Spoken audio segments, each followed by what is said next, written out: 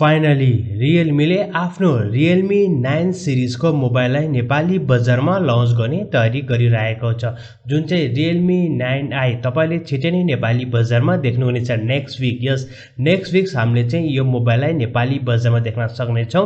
यो भिडियोमा चाहिँ यसको कन्फिगरेसन र यसको प्राइस चाहिँ नेपाली बजारमा के कति हुने सम्भावना रहेको छ भन्ने बारेमा चाहिँ कुरा गर्न गइरहेका छौं। टेक्निक युट्युब च्यानलमा यहाँलाई हार्दिक स्वागत छ। म पविन्द्र, तपाईहरुकै युट्युब को दुनियाको साथी।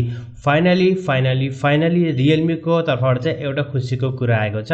उसको चाहिँ Realme 9i लाई नेपाली बजारमा लन्च गर्ने तयारी गरिरहेको छ, जसमा तपाईले चाहिँ 50 मेगापिक्सलको मेन क्यामेरा देख्न सक्नुहुन्छ। डिजाइन लुक्स पनि राम्रो रहेको छ। पछाडी चाहिँ ठुल्ठुलो दुईवटा क्यामेराहरु चाहिँ उनीहरुले राखेको छ र यसमा चाहिँ हामी चाहिँ स्न्यापड्रागनको चाहिँ 680 को चाहिँ प्रोसेसरलाई देख्न सक्नेछौं। डिजाइन लुक्स त तपाईलाई थाहा नै छ, त्यो नयाँ केही पनि डिजाइन र लुक्स त बनाएको छैन। लेट्स टक अबाउट नको डिस्प्ले साइजको चाहिँ हामीले कुरा गर्ने हो भने 6.6 इन्चको आइपीएस एलसीडी प्यानल रहेको छ र यसमा चाहिँ रिफ्रेश रेट चाहिँ 90 हर्ट्ज को रहेको छ। बट अटो स्विच हुन्छ 30, 48, 50, 60 र 90। यसको साथसाथ चाहिँ 180 हर्ट्ज को यसको चाहिँ टच सैम्पलिङ रेट रहेको छ भने 480 को यसको नट ब्राइटनेस रहेको छ।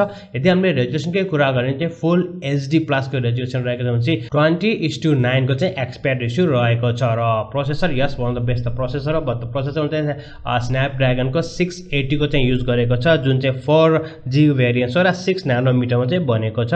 र्याम का चाहिँ हामीले कुरा गर्ने चाहिँ 6GB को यिनको र्याम रहेको छ। बट यस तपाईले यसमा चाहिँ भर्चुअल र्याम पाउनुहुन्छ 5GB को पनि। सो भने चाहिँ 11GB को भन्छ केही त काम गर्छ, भर्चुअल त्यति खासै काम गर्छ म भन्दैन, because I am using since more than 1 years I am using the same thing. जुन चाहिँ मैले चाहिँ Oppo Reno 3 Pro मा पनि छ भर्चुअल र्याम, त्यति खासै डिफरेन्स चाहिँ म लागेन। बट थोरै हेभी टास्क गर्दै तपाईले हल्का चाहिँ डिफरेन्ट पाउनुहुन्छ र 6GB को र्याम रहेको छ प्लस 5GB को चाहिँ भर्चुअल र्याम। स्टोरेज का चाहिँ हामीले कुरा गर्ने हो भने चाहिँ 128GB को स्टोरेज रहेको छ, जुन चाहिँ UFS 2.2 को रहेको छ भने चाहिँ तपाईले सजिलो तरिकाले 1TB सम्मको स्टोरेज पनि भर्न सक्नुहुन्छ।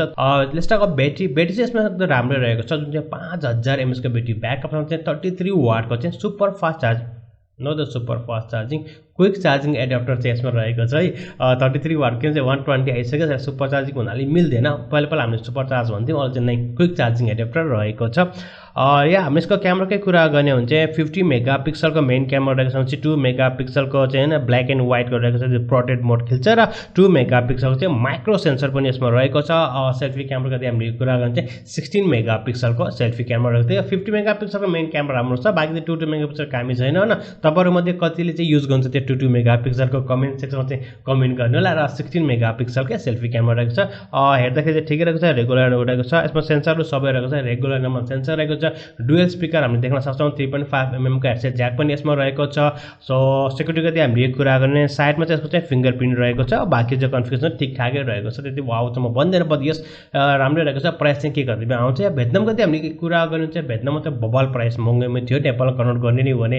तर हामीले चाहिँ इन्डियाको पनि कुरा गर्नुपर्ने हुन्छ। इन्डियामा चाहिँ हामीले प्राइसमा चाहिँ लन्च गर्छ, मतलब 13000 समथिङमा लन्च गर्छ चाहिँ नेपाली बजारमा सायद हामीले स्टार्टिङ भेरिएन्ट चाहिँ 25000 रुपैयाँमा देख्न सक्ने चाहिँ सम्भावना रहेको छ। यसैगरी यिनको हाई भेरिएन्ट चाहिँ 28000 रुपैयाँसम्म चाहिँ लन्च भयो भने चाहिँ बबाल हुन्छ। बट हेरौँ Realme नेपालले आफ्नो यो मोबाइलको प्राइस चाहिँ नेपाली बजारमा चाहिँ के कति राख्छन् र तपाईलाई चाहिँ यिनको डिजाइन र लुक्स अनुसार, यसको कन्फिगरेसन अनुसार चाहिँ यसको प्राइस चाहिँ नेपाली बजारमा के कति होला जस्तो लाग्छ हाम्रो कमेन्ट सेक्सनमा चाहिँ कमेन्ट गर्न सक्नुहुनेछ। यसको साथसाथ तपाईलाई चाहिँ Realme को चाहिँ कुन चाहिँ मोबाइलको बारे लागि स्पेशल चाहिँ लागि चाहिँ तपाईले चाहिँ वेट गरेर बस्नु भएको छ, त्यो पनि हामीले चाहिँ कमेन्ट सेक्सनमा चाहिँ कमेन्ट गर्न सक्नुहुन्छ। हैन जतिकै GT सिरिजहरु नेपालमा आउँछ भनेको चाहिँ धेरै भइसकेको छ, अहिलेसम्म चाहिँ आएको छैन। बत्तीले चाहिँ Realme 9i चाहिँ आइरहेको छ र Realme 9 Pro सिरिज पनि इन्डियन बजारमा लन्च हुने तयारी गरेको छ। होपफुली सायद हाम्रो इन्डियाबाट पनि ल्याउन सकिन्छ होला, that is something else. But yes आजको लागि चाहिँ Realme 9 आएको चाहिँ अपडेट यही नै रहेको छ। आई होप द्याट राम्रो प्राइसमा चाहिँ नेपाली बजारमा चाहिँ लन्च होस् र नेक्स्ट वीकमा चाहिँ यो मोबाइल चाहिँ नेपाली बजारमा लन्च हुने तयारी गरिरहेको छ।